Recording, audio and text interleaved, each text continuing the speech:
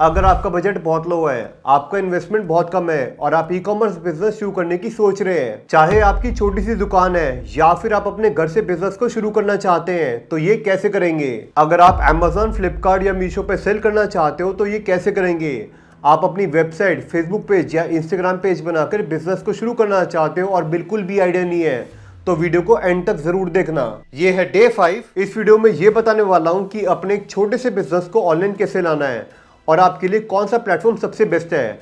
क्या आप Amazon पे सेल करोगे, फ्लिपकार्ट पे सेल करोगे, मीशो पे सेल करोगे या फिर अपनी खुद की वेबसाइट पे सेल करोगे, और इन सभी सवालों के जवाब इस वीडियो में मैं आपको देने वाला हूं। डे 1 के अंदर मैंने 50 से भी ज्यादा प्रोडक्ट दिखाए थे जिन्हें लोग ऑलरेडी Amazon पे बेच के एक अच्छा खासा मोटा प्रॉफिट कमा रहे हैं। डे 2 पर मैंने उन्हीं प्रोडक्ट को फ्री के टूल से लाइव वैलिडेट करा था और दिखाया था कि वो प्रोडक्ट डिमांड में क्यों है और किस वजह से है। डे 3 के अंदर मैंने लाइव कंपेयर करा था पेड टूल और फ्री टूल को, और मैंने दिखाया था कि पेड टूल के क्या बेनिफिट्स हैं, फ्री के टूल के क्या बेनिफिट्स हैं।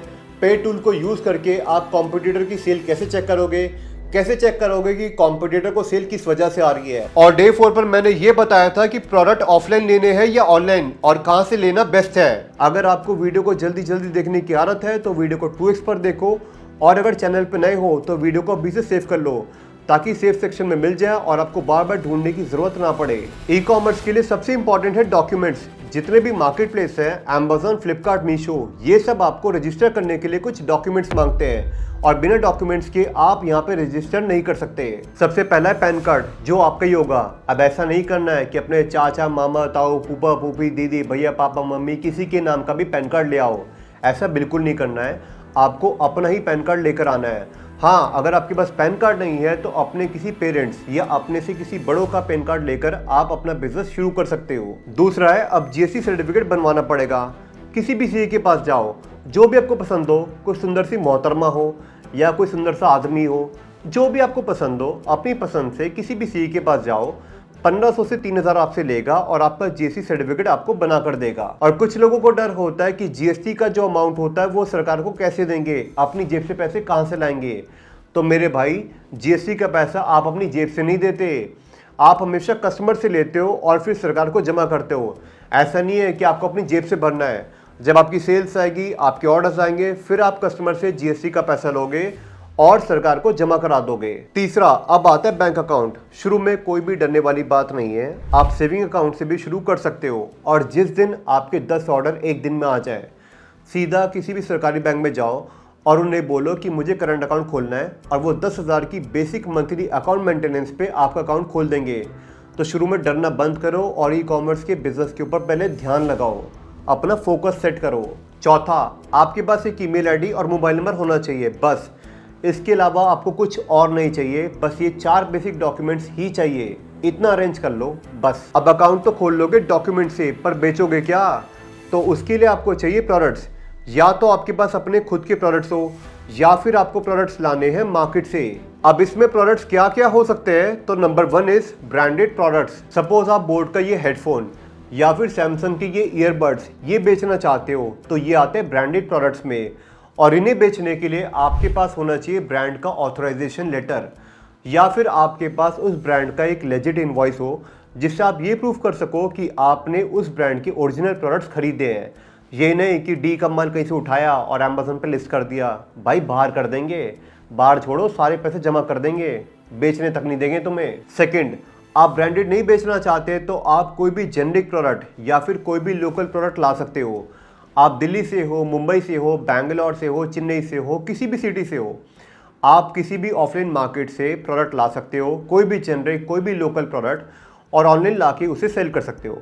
अगर आप ऑफलाइन नहीं लेना चाहते तो आप ऑनलाइन इंडिया मार्ट या ट्रेड इंडिया पे घर बैठे बैठे ऑनलाइन प्रोडक्ट मंगा सकते हो, जो आपको बहुत अच्छे और सस्ते दामों पे आपको प्रोडक्ट दे देंगे। ऐसा नहीं कि वहाँ पे सारे होलसेलर हैं, वहाँ पे आपको मैन्युफैक्चरर, वहाँ पे आपको इम्पोर्टर भी मिल जाएंगे जहाँ से आप अच्छे प्रोडक्ट सोर्स कर सकते हो। अभी तक आपने रजिस्ट्रेशन कर लिया डॉक्यूमेंट से, प्रोडक्ट्स भी ले आए, पर अगर आपके पास जब ऑर्डर आएगा तो आप कस्टमर तक शिप कैसे करोगे? और यहीं पे इन्वॉल्वमेंट आता है डिलीवरी का। अगर आप Amazon पे सेल करते हो तो सिर्फ 3 ही ऑप्शन है। पहला है सेल्फ शिप, दूसरा इजी शिप, तीसरा FBA। अब सेल्फ शिप क्या होता है? सेल्फ शिप होता है कि जब आपके पास ऑर्डर आता है तो आप ऑर्डर को पैक करते हो और थर्ड पार्टी कोरियर कंपनी के थ्रू कस्टमर तक शिप करते हो। अब इसके अंदर एक फ़ायदा होता है और एक नुकसान होता है। क्या बताऊं? फ़ायदा बताता हूं। तो फ़ायदा ये होता है कि सेल्फ शिप के अंदर सिर्फ और सिर्फ प्रीपेड ऑर्डर्स होते हैं। मतलब कस्टमर पहले पे करता है, फिर कस्टमर को ऑर्डर डिलीवर होता है, और इसके अंदर आपके रिटर्न आने के चांसेस बहुत कम हो जाते हैं। और ये सेल्फ शिप ऑप्शन आपको ना फ्लिपकार्ट पे मिलेगा, ना मीशो पे मिलेगा, सिर्फ और सिर्फ मिलेगा तो अमेजोन पे। नेक्स्ट ऑप्शन है इजी शिप। मतलब ये होता है कि जब आपके पास ऑर्डर आता है तो आपको अच्छे से पैक करना है, और जब अमेजोन का कोरियर बॉय आता है तो उसके हाथ में अपना ऑर्डर हैंड ओवर करना है। और इसके अंदर आपको कैश ऑन डिलीवरी के ऑर्डर्स भी आते हैं और साथ में प्रीपेड ऑर्डर्स भी आते हैं। और ये सेम प्रोसेस आपका फ्लिपकार्ट पे भी फॉलो होता है, मीशो पे भी फॉलो होता है। मतलब जब भी आपको ऑर्डर आता है तो फ्लिपकार्ट की तरफ से आपको कोरियर बॉय आता है, आपसे ऑर्डर लेकर कस्टमर तक डिलीवर करता है। और सेम चीज़ मीशो में भी है कि आपके पास ऑर्डर आएगा, मीशो का पिकअप बॉय आएगा, आपसे ऑर्डर लेकर जाएगा और कस्टमर को डिलीवर करेगा। पर जब आपके पास रिटर्न आएगा तो उस केस के अंदर भी आपको टेंशन नहीं लेनी है। चाहे वो अमेजोन से रिटर्न आए, चाहे वो फ्लिपकार्ट से रिटर्न आए, चाहे वो मीशो से रिटर्न आए, वो कस्टमर से रिटर्न लेकर आएंगे और आपको आके डिलीवर करेंगे। आपको ₹1 की भी टेंशन नहीं लेनी है। नेक्स्ट आता है FBA, फुलफिलमेंट बाय अमेजोन। मतलब आपको बल्क के अंदर अमेजोन के वेयरहाउस में अपना सामान भेजना है। आपको रोज़ रोज़ पैक करने की टेंशन नहीं लेनी है। बल्क में एक बार अमेजोन के वेयरहाउस भेज दिया, वहाँ से अपने आप कस्टमर को शिप होगा। और शिप छोड़ो, अगर रिटर्न भी आएगा तो वहाँ से अपने आप वो कस्टमर से रिटर्न लेकर आएंगे और अपने वेयरहाउस में रख लेंगे। अगर वो बिकने लायक है, पहले चेक करेंगे, अगर वो सेलेबल कंडीशन में है, अगर वो कस्टमर को सेल हो सकता है वापस, उसको नहीं किसी और कस्टमर को सेल हो सकता है, अगर सेल करने लायक है तो वेयरहाउस में रखेंगे, वरना वापस लाके आपको हैंड ओवर कर देंगे। तो ये होता है FBA। और ये FBA वाला service not only in Amazon, Flipkart में भी है, जिसको FBS के नाम से कहा जाता है, फुलफिलमेंट बाय फ्लिपकार्ट। और मीशो के अंदर भी वेयरहाउस की फैसिलिटी मिल जाती है। अब आता है कि आप अमेजोन पे सेल करोगे, फ्लिपकार्ट पे सेल करोगे या मीशो पे सेल करोगे। तो इसके अंदर सारा गेम है कस्टमर का। और कस्टमर अमेजोन पे जो होते हैं वो होते हैं Tier 1 ऑडियंस।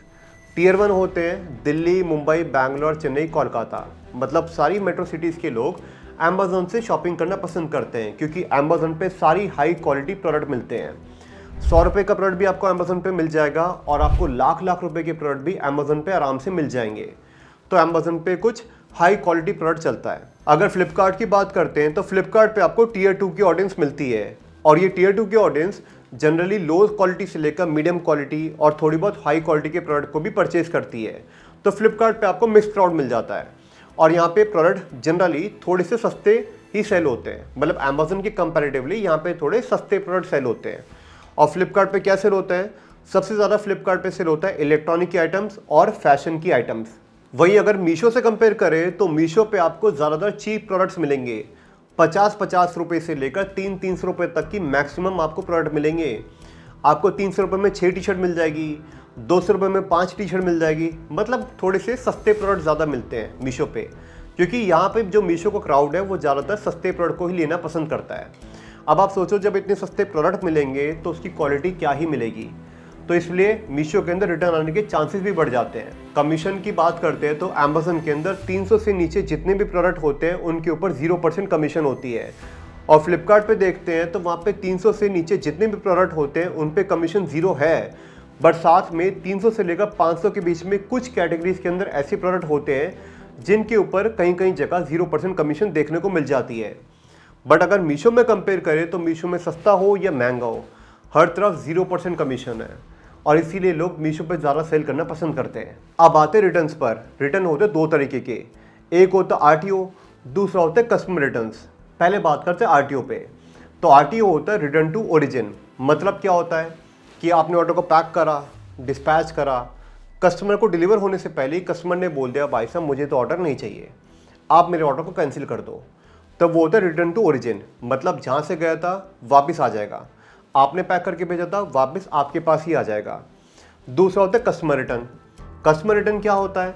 कस्टमर रिटर्न में ये होता है कि आपने ऑर्डर को पैक करा, डिलीवर करा, कस्टमर ने यूज़ करा, देखा, परखा और बोला भाई साहब मुझे पसंद नहीं आ रहा, ये तो क्वालिटी ख़राब है, या मेरे फूफा चाचा ताऊ ने बोल दिया भाई साहब मेरे पे टी-शर्ट अच्छी नहीं लग रही तो मुझे पसंद नहीं आ रही, या मुझे साइज़ की प्रॉब्लम आ रही है, क्वालिटी में प्रॉब्लम आ रही है, डैमेज है, सो एंड सो रीज़न देके उसने कस्टमर ने यूज़ करने के बाद रिटर्न कर दिया। आरटीओ और कस्टमर रिटर्न की बात करें तो सबसे ज़्यादा आरटीओ और कस्टमर रिटर्न आते हैं मीशो पे, क्योंकि मीशो पे क्या होता है, कस्टमर सीरियस कम होता है, आंख बंद करके मंगाता है कि सस्ता प्रोडक्ट है, मंगा लेते हैं, देख लेंगे। तो रास्ते में कभी कभी उनका ऑर्डर ही नहीं पहुंचता, एड्रेस ही सही नहीं होता। कभी कभी क्या होता है कि पहुंचता है बट कस्टमर कहता है मुझे ज़रूरत नहीं है, तो रास्ते में ही कैंसिल हो जाता है। तो आरटीओ बहुत आते हैं मीशो पे। तो अगर 10,000 ऑर्डर आ रहे हैं तो मान लो 20% उसमें आरटीओ मिल जाएंगे कि 10,000 ऑर्डर गए हैं तो 2,000 वापस ही आने हैं। अच्छा, अब मीशो से जो कम रिटर्न्स होते हैं वो होते हैं फ्लिपकार्ट पे, क्योंकि फ्लिपकार्ट पे आरटीओ परसेंटेज भी कम होता है और कस्टमर रिटर्न भी कम होता है। क्योंकि फ्लिपकार्ट पे जो कस्टमर होता है थोड़ा सा सीरियस कस्टमर होता है, जिसे क्वालिटी प्रोडक्ट चाहिए। मीशो के कंपैरिजन में थोड़े से सीरियस कस्टमर होते हैं जिन्हें क्वालिटी प्रोडक्ट चाहिए, जिन्हें एक्चुअल में सीरियस है प्रोडक्ट को लेकर। ऐसा नहीं कि आंख बंद करके मंगा लिया, चाहिए नहीं चाहिए कुछ पता ही नहीं है। तो ऐसे थोड़े केसेस कम मिलते हैं। अब अगर इससे अमेज़न से कंपेयर करें तो अमेज़न पे और भी कम रिटर्न्स हैं। तो सबसे कम रिटर्न अगर इन तीनों में देखा जाए तो अमेज़न है, आरटीओ भी सबसे कम और कस्टमर रिटर्न भी सबसे कम। क्यों? क्योंकि अमेज़न पे और सीरियस कस्टमर है, जिसे क्वालिटी प्रोडक्ट चाहिए और टाइम पे डिलीवरी चाहिए। ऐसा नहीं कि बस मंगा लिया, पता नहीं है। इनफैक्ट अमेज़न पे तो प्रीपेड ऑर्डर्स भी बहुत आते हैं, जहाँ पे कस्टमर पहले पे कर देता है और बाद में उसका ऑर्डर डिलीवर होता है। तो अमेज़न पे अगर आपको रिटर्न्स के अंदर प्रॉब्लम है, तो अगर आपको रिटर्न में इश्यूज़ है तो आप अमेज़न को पिक कर सकते हो, जहाँ पे आपको सबसे कम रिटर्न मिलेंगे। और इन तीनों मार्केट प्लेस का कंप्लीट इन डेप्थ कंपैरिजन मैंने प्रॉपर 32 पैरामीटर पे बनाया है। 32 पैरामीटर बताया कि अमेज़न अच्छा है, फ्लिपकार्ट अच्छा है, मीशो अच्छा है, रिटर्न्स के लेवल पे, एड्स के लेवल पे, प्राइस पे लेवल पे, कस्टमर के लेवल पे, हर पैरामीटर पे जज कराया मैंने कि कौन सा आपको मार्केट प्लेस पिक करना चाहिए। अगर ये आपको पूरा डिटेल में देखना है कि कौन सा मार्केट प्लेस आपको पिक करना चाहिए, तो मैंने डिटेल वीडियो बना रखा है। आप ई कॉमर्स डॉक्टर के चैनल पे जाके देखो, यूट्यूब चैनल पे आपको वीडियो मिल जाएगी, वरना मैं यहाँ पे आई बटन में लगा रहा हूँ, यहाँ से भी आप देख सकते हो। और इस वीडियो का लिंक मैं डिस्क्रिप्शन में भी दे दूंगा, जिससे आपको दिक्कत बाद में ना हो।